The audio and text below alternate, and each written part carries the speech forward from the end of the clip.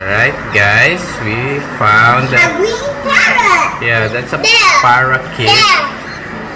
While we are watching the neighborhood with our This pineapple. one. This one. Maybe, I hope it's coming back. It comes here. Look at that. Okay. Oh, it's so. Oh wait. It's coming. Wait. Is it injured? I think it's injured. Can he fly?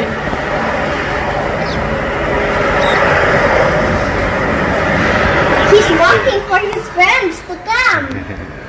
Athena is and Achilles are bird watching, and we saw a bunch of parrots. I think there are 4 or 5 of them.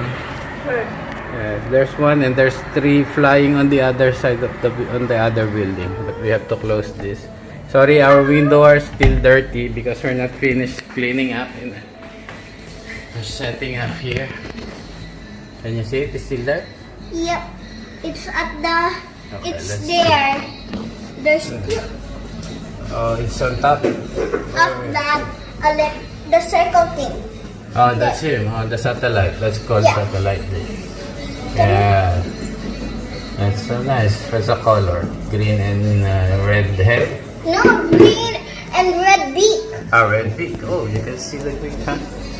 See, that's nice when you have what you call it? Binoculars. Yeah. When Okay. you do like this, So you where? can... Hi. Away. It will fly away when you scared it. So let's just stay here so we can be quiet.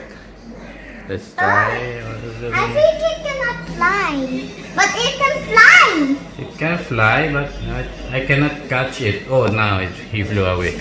It flew away. Because his friends are there. I think, yeah.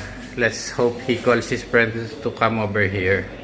But they're hiding from the sun. Oh, the Oh, green and- and blue. It's there? There is a green and blue line down there. The green has all the hair, and the blue one is here from.